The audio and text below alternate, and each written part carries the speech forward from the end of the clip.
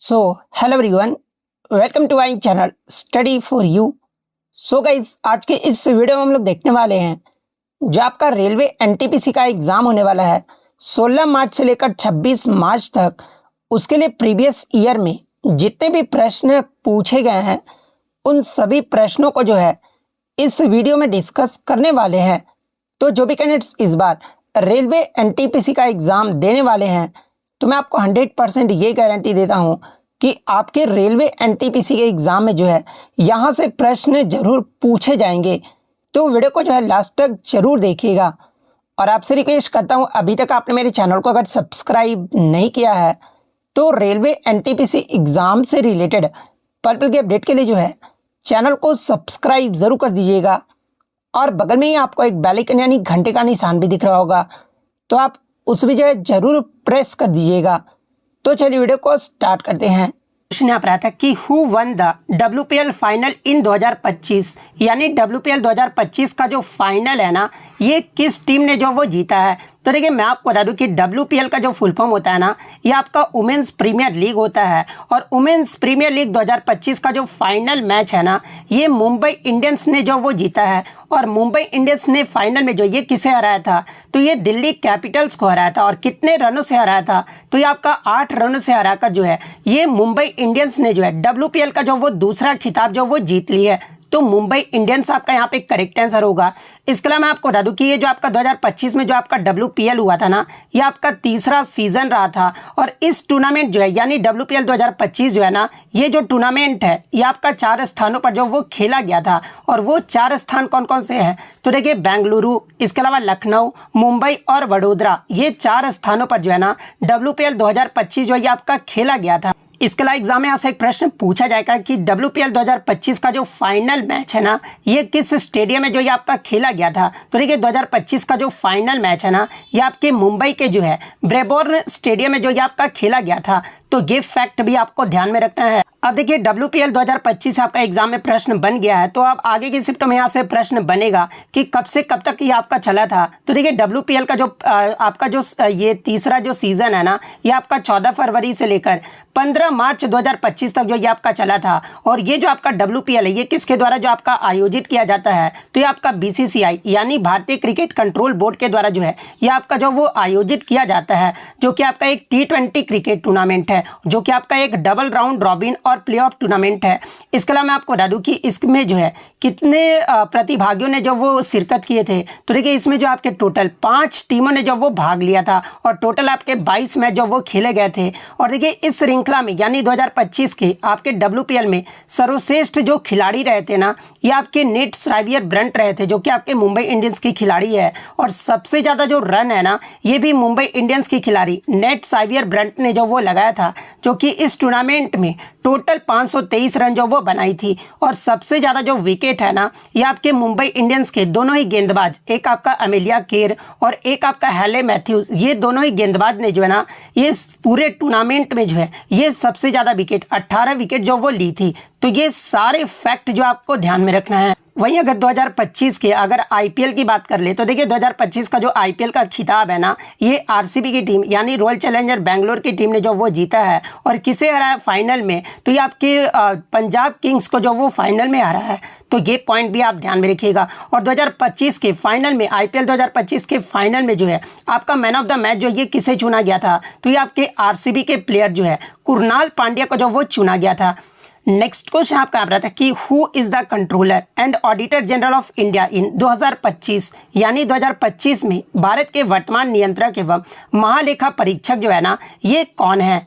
तो देखिए मैं आपको बता दूं कि 21 नवंबर 2024 से भारत के वर्तमान जो आपके नियंत्रक और महालेखा परीक्षक यानी जो CAG है ना, ये आपके संजय मूर्ति हैं। तो संजय मूर्ति आपका करेक्ट आंसर होगा। और संजय मूर्ति जो है ये कितने नंबर के CAG जो वो बनाए गए हैं, तो ये आपके 15वें नंबर के जो वो CAG जो वो बनाए गए हैं। और इनसे पहले यानी संजय मूर्ति से जो पहले है भारत के CAG कौन थे, तो ये आपके गिरीश चंद्र मुर्मू थे, जो कि आपके 14वें नंबर के थे। और भारत के पहले नियंत्रक एवं महालेखा परीक्षक यानी CAG जो ये कौन थे, तो ये आपके V नरहरि रॉय थे। तो ये फैक्ट भी आप ध्यान में रखिएगा।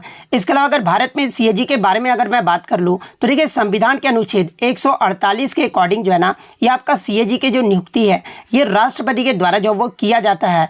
इसके अलावा भारत का जो सीएजी होते हैं ना, ये भारतीय लेखा परीक्षा और लेखा विभाग का जो है ये प्रमुख भी होते हैं। इसके अलावा ये जो आपके सार्वजनिक निधि की सुरक्षा और केंद्र एवं राज्य दोनों स्तरों पर जो है वित्तीय प्रणाली की देखरेख के लिए भी जो ये जिम्मेदार होते हैं। तो ये पॉइंट भी आप ध्यान में रखिएगा। इसके अलावा अगर सीएजी के कार्यकाल की बात कर ले तो ये जो आपका 6 वर्ष या 65 वर्ष जो भी पहले हो जाए ना, ये सीएजी का जो वो कार्यकाल होता है। तो ये सारे फैक्ट जो आपको ध्यान में रखना है।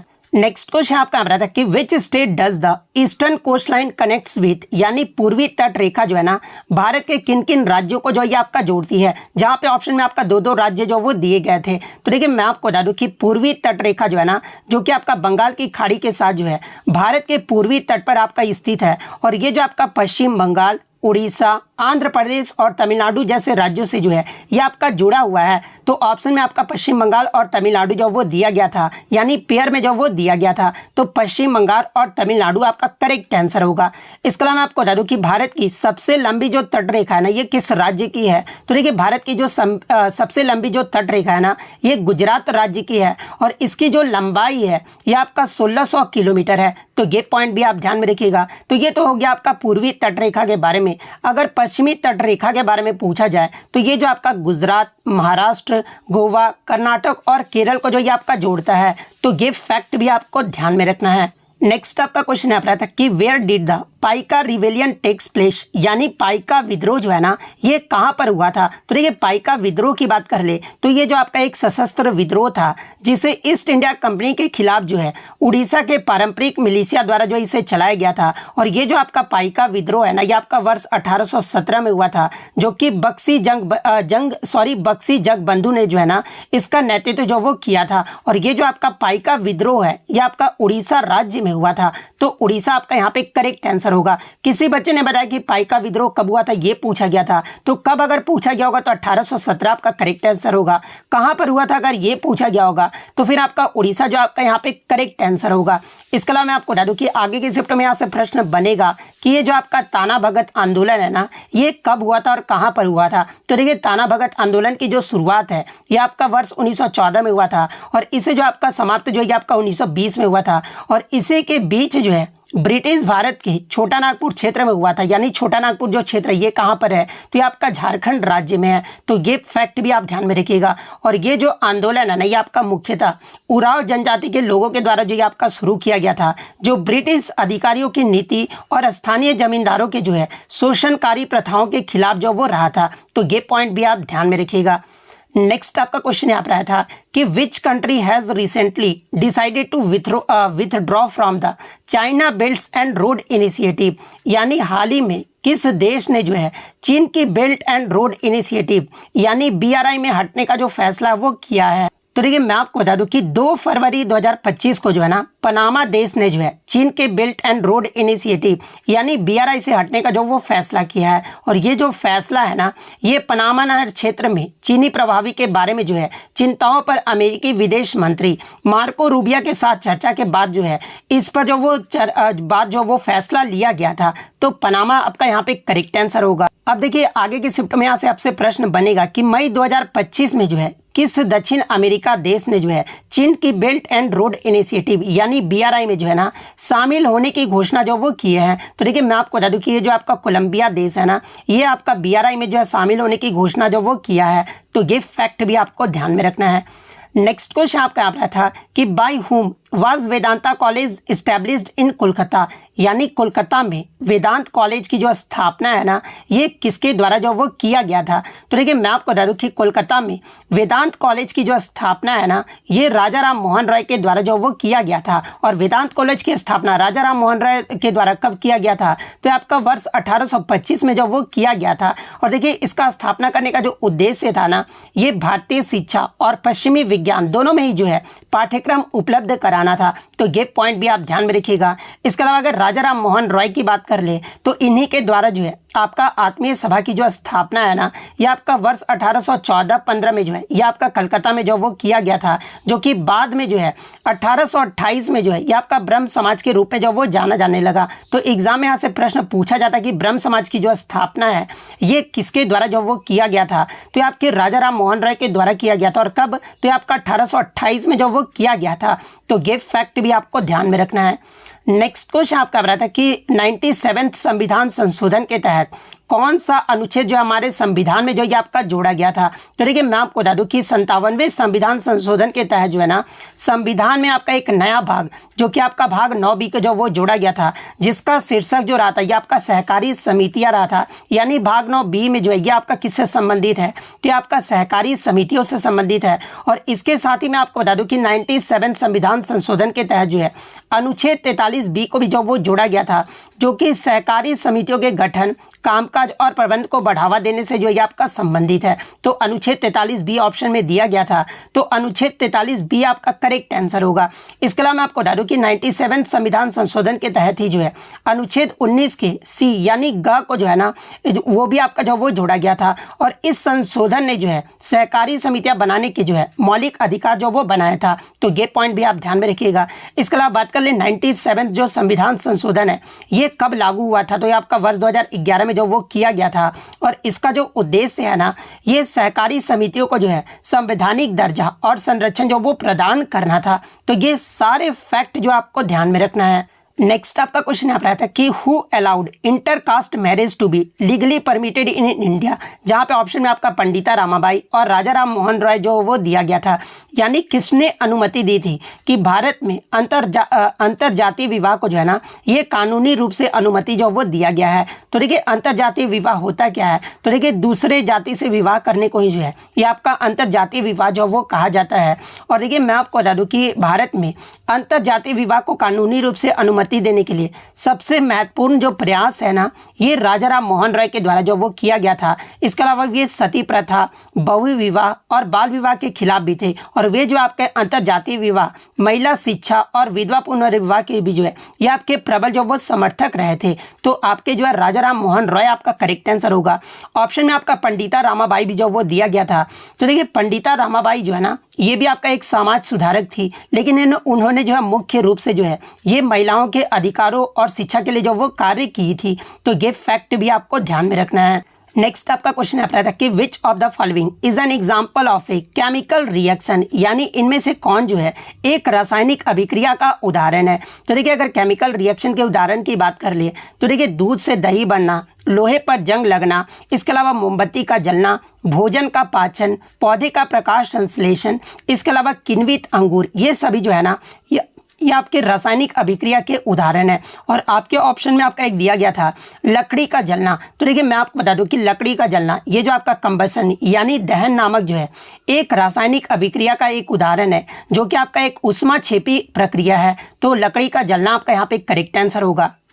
नेक्स्ट आपका क्वेश्चन यहाँ पर आता है कि इनमें से जो है कौन कंप्यूटर के सीपीयू का भाग नहीं है। तो देखिए सीपीयू का फुल फॉर्म क्या होता है, तो सीपीयू का जो फुल फॉर्म होता है ना ये आपका सेंट्रल प्रोसेसिंग यूनिट होता है। और सीपीयू को ही जो है ये आपका कंप्यूटर का ब्रेन जो वो कहा जाता है। और देखिए सीपीयू के आपके 3 मुख्य घटक होते हैं, और वो 3 मुख्य घटक कौन कौन से होते हैं। तो देखिए पहला आपका एलयू होता है, सेकंड आपका सीयू होता है, और थर्ड जो होता है ये आपका रजिस्टर होता है। इसके अलावा चौथा ऑप्शन जो आपका माउस दिया गया था। तो देखिए ये जो आपका माउस है ना ये कंप्यूटर के सीपीयू का हिस्सा नहीं है, या फिर माउस के अलावा कोई और भी ऑप्शन दिया गया होगा। तो ये 3 तो ऑप्शन में आपके दिए गए थे।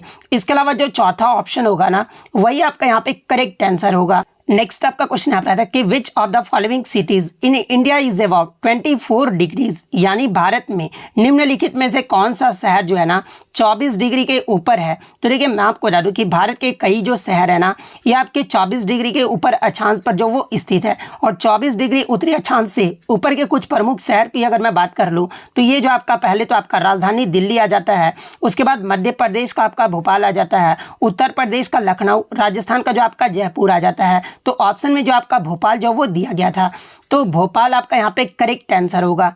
नेक्स्ट आपका क्वेश्चन यहाँ पर आया था कि द सिद्धि लाइक फिगर और ornate entrance tower found on temples in south India is called, यानी दक्षिण भारत के मंदिरों में पाए जाने वाले सिद्धि जैसी आकृति या फिर अलंकृत प्रवेश द्वार को जो है ये क्या कहा जाता है? तो देखिए दक्षिण भारत के मंदिरों में पाए जाने वाले सिद्धि जैसी जो आकृति या फिर अलंकृत प्रवेश द्वार होते हैं ना, इन्हें जो है आपका विमान या फिर कलशम जो वो कहा जाता है। तो विमान या फिर कलशम में से जो भी ऑप्शन दिया गया होगा वो आपका यहाँ पे करेक्ट आंसर होगा।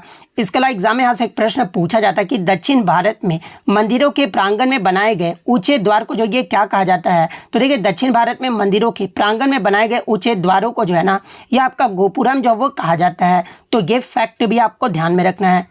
नेक्स्ट आपका क्वेश्चन यहाँ पर आया था कि प्राचीन काल में भुक्ति शब्द का जो अर्थ है ना, ये क्या होता है? तो देखिए प्राचीन काल में भुक्ति शब्द का जो अर्थ है ना, ये आपका राज्य या फिर प्रांत होता है। और ये जो राज्य को कई जिलों में विभाजित करता था, जिन्हें विषय या फिर प्रदेश भी जो वो कहा जाता था। तो ऑप्शन में या तो आपका प्रशासनिक प्रभाग दिया गया होगा या फिर आपका राज्य या फिर प्रांत दिया गया होगा। तो इन तीनों में से आपका जो भी ऑप्शन दिया गया होगा वो आपका यहाँ पे करेक्ट आंसर होगा। नेक्स्ट आपका यहाँ पर आता है कि when ammonium chloride is mixed with sodium carbonate after hydrolysis which get slightly acid, यानी जब सोडियम कार्बोनेट और अमोनियम क्लोराइड को जो ये आपका मिलाया जाता है तो हाइड्रोलिसिस के बाद जो है ना, ये कौन जो आपका थोड़ा एसिड जो वो देता है? तो देखिए मैं आपको बता दूं कि जब सोडियम कार्बोनेट और अमोनियम क्लोराइड को जो ये आपका मिलाया जाता है ना, तो हाइड्रोलिसिस के दौरान जो है ये आपका अमोनियम जो क्लोराइड है ना, ये आपका थोड़ा अम्लीय होता है। तो NH4Cl आपका करेक्ट आंसर होगा। और अमोनियम क्लोराइड जो ये आपका अम्लीय क्यों होता है? क्योंकि अमोनियम आयन जो है ना, ये आपका NH4+ पानी के साथ प्रतिक्रिया करता है और हाइड्रोजन आयन जो है ये आपका जारी करता है। और ये जो प्रतिक्रिया है ये आपका अमोनियम क्लोराइड को जो है ये आपका थोड़ा जो है वो अम्लीय बनाता है। तो अमोनियम क्लोराइड आपका करेक्ट आंसर होगा। नेक्स्ट आपका क्वेश्चन यहाँ पर आता है कि the primary purpose of virtual memories, यानी वर्चुअल मेमोरी का जो है प्राथमिक उद्देश्य क्या है? तो देखिए वर्चुअल मेमोरी का जो प्राथमिक उद्देश्य है ना, ये कंप्यूटर को रैम में भौतिक रूप से जो है उपलब्ध मेमोरी से अधिक मेमोरी का उपयोग करने में जो ये आपका सक्षम बनाता है। तो ये वाला ऑप्शन आपका करेक्ट आंसर होगा। नेक्स्ट आपका क्वेश्चन यहाँ पर आता है कि वर्तमान में झारखंड में जो है किस पार्टी की सरकार है? तो देखिए वर्तमान में आपके झारखंड की बात कर ले तो जो आपका 2024 में विधानसभा चुनाव हुआ था, उसमें जेएमएम के नेतृत्व वाले गठबंधन ने जो है ना 81 में से जो आपके 56 सीटों पर जीत जो वो हासिल किए थे। जबकि बीजेपी के नेतृत्व वाले एनडीए जो सरकार है ना, ये 24 सीटों पर जो है जीत जो वो हासिल कर पाए थे। तो मैं आपको बता दूं कि इसमें जो आपका हेमंत सोरेन जो वर्तमान में आपके झारखंड के मुख्यमंत्री हैं और ये जो आपके जेएमएम से जो वो संबंधित है, जेएमएम पार्टी से। तो ऑप्शन में आपका जेएमएम जो वो जरूर दिया गया होगा। तो जेएमएम आपका यहाँ पे करेक्ट आंसर होगा। नेक्स्ट आपका क्वेश्चन यहाँ पर आता है कि भारत में बेरोजगारी जो दर है ना, ये कितनी है? तो देखिए भारत में अनएम्प्लॉयमेंट रेट अगर बात कर ले, यानी मासिक सर्वेक्षण के अकॉर्डिंग बात कर ले, तो अप्रैल महीने 2025 में जो आपका अनएम्प्लॉयमेंट जो रेट रहा था ना, ये आपका 5.1% रहा था। तो अगर अप्रैल महीने का पूछा गया होगा तो 5.1% आपका करेक्ट आंसर होगा। वहीं किसी डेटा के अकॉर्डिंग अगर पूछा गया होगा, यानी सर्वेक्षण के अकॉर्डिंग, तो देखिए मैं आपको बता दूँ कि PLFS यानी पीरियोडिक लेबर फोर्स सर्वे, यानी आपका श्रम बल सर्वेक्षण के अकॉर्डिंग जो है ना, भारत में बेरोजगारी दर जो है ये आपका कितना रहा है वर्तमान में? तो ये आपका 3.2% जो वो रहा है। तो 3.2% आपका यहाँ पे करेक्ट आंसर होगा। नेक्स्ट आपका यहाँ पर आता है कि नवंबर 2024 में डेयरी मिशन के तहत जो है प्रत्येक वर्ष नवंबर महीने में जो है ना, ये कौन सा दिवस जो वो मनाया जाता है? तो देखिए मैं आपको बता दूं कि डेयरी मिशन के तहत प्रत्येक वर्ष 26 नवंबर को जो है ना, ये आपका नेशनल मिल्क डे यानी राष्ट्रीय दुग्ध दिवस जो ये आपका मनाया जाता है। तो राष्ट्रीय दुग्ध दिवस आपका करेक्ट आंसर होगा। नेक्स्ट आपका क्वेश्चन यहाँ पर आता है कि लैंगिक असमानता सूचकांक यानी जेंडर इनइक्वालिटी इंडेक्स 2025 में जो है भारत कौन से स्थान पर जो ये आपका रहा है? तो देखिए मैं आपको बता दूं कि यह जो आपका जेंडर इनइक्वालिटी इंडेक्स है, ये आपका UNDP के द्वारा जो है आपका मानव विकास रिपोर्ट 2025 के अकॉर्डिंग भारत जो है आपका GII में जो है ये आपका 102वें स्थान पर जो वो रहा है। तो 102वें स्थान आपका करेक्ट आंसर होगा। और ये जो आपका जेंडर इनइक्वालिटी इंडेक्स है ना, ये आपका UNDP के द्वारा जो आपका जारी किया जाता है। तो ये पॉइंट भी आप ध्यान में रखिएगा। इसके अलावा मैं आपको बता दूं कि ये कितने देशों में भारत जो आपका 102वें पायदान पे रहा था? तो आपका 193 देशों में जो है भारत 102वें पायदान पे रहा था। वहीं अगर मानव विकास सूचकांक की बात कर ले तो देखिए मानव विकास सूचकांक में भारत का जो आपका रैंक रहा है ना 193 देशों में, ये आपका 130वें स्थान पर रहा है। तो ये पॉइंट भी आप ध्यान में रखिएगा। और इसका आपका रेटिंग कितना रहा था? तो ये आपका 0.685 रहा था। तो ये पॉइंट भी आप ध्यान में रखिएगा। नेक्स्ट आपका यहाँ पर आता है कि how many countries were included in the climate change performance index यानी CCPI यानी 2025 के जलवायु परिवर्तन प्रदर्शन सूचकांक में जो है कितने देशों को जो है आपका शामिल किया गया है। तो देखिए 2025 जलवायु परिवर्तन प्रदर्शन सूचकांक यानी CCPI में जो है ना 63 देशों और यूरोपीय संघ के जलवायु संरक्षण प्रदर्शन का आकलन जो वो करता है। और ये जो आपका 64 संस्थाएं सामूहिक रूप से जो है ना ये वैश्विक ग्रीन हाउस गैस उत्सर्जन के लिए जो है 90% से अधिक के लिए जो ये आपका जिम्मेदार है, जिससे वे सूचकांक का जो केंद्र वो आपका बन गया है। तो 63 देश आपका यहाँ पे करेक्ट आंसर होगा। वहीं मैं आपको बता दूं कि भारत जलवायु परिवर्तन प्रदर्शन सूचकांक 2025 में जो है ना ये आपका 10वां स्थान जो वो प्राप्त किया है। तो ये फैक्ट भी आप ध्यान में रखिएगा। नेक्स्ट आपका क्वेश्चन यहाँ पर आता है कि अनुच्छेद 32 में जो है ये आपका क्या कहा गया है। तो देखिए अनुच्छेद 32 जो है ये आपका प्रत्येक व्यक्ति को जो है ना अपने मौलिक अधिकारों के परिवर्तन के लिए जो है सर्वोच्च न्यायालय में जाने का अधिकार जो वो आपका देता है।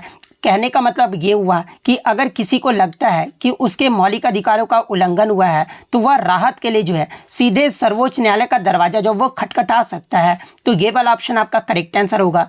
इसके अलावा मैं आपको बता दूं कि भीमराव अंबेडकर के द्वारा ही जो है आर्टिकल 32 को जो है ना ये संविधान की आत्मा भी जो वो कहा गया है। और देखिए वर्तमान में जो है आपके 6 फंडामेंटल राइट्स यानी मौलिक अधिकार हैं। और देखिए मूल संविधान में अगर पूछा जाए कि मूल संविधान में मौलिक अधिकारों की संख्या कितनी थी तो ये आपका 7 था और वर्तमान में आपके 6 हैं। यानी संपत्ति का जो अधिकार है ना मूल संविधान में ये भी आपका एक मौलिक अधिकार था। लेकिन जो आपका 44वां जो संविधान संशोधन हुआ था ना जो कि आपका वर्ष आपका जो 1978 में हुआ था और इसी संविधान संशोधन के तहत जो है संपत्ति के अधिकार को जो है ना ये आपका मौलिक अधिकारों की सूची से हटाकर जो है इसे आपका अनुच्छेद 301 के तहत जो है इसे कानूनी अधिकार जो वो बना दिया गया है। तो ये पॉइंट भी आप ध्यान में रखिएगा। और मौलिक अधिकार का जो प्रावधान है ये किस देश के संविधान से लिया गया है तो इसे आपका USA यानी संयुक्त राज्य अमेरिका के संविधान से जो है ये आपका लिया गया है। नेक्स्ट क्वेश्चन आपका आ रहा था कि साबरमती नदी का जो उद्गम है ना ये कहाँ से होता है। तो देखिए साबरमती नदी का जो उद्गम है ना ये आपका अरावली पर्वतमाला में जो है राजस्थान के उदयपुर जिले में जो है ये आपका तेपुर गांव से के पास से जो ये आपका होता है। तो अगर पर्वतमाला पूछा गया होगा तो अरावली आपका करेक्ट आंसर होगा। अगर राज्य पूछा गया होगा तो राजस्थान आपका करेक्ट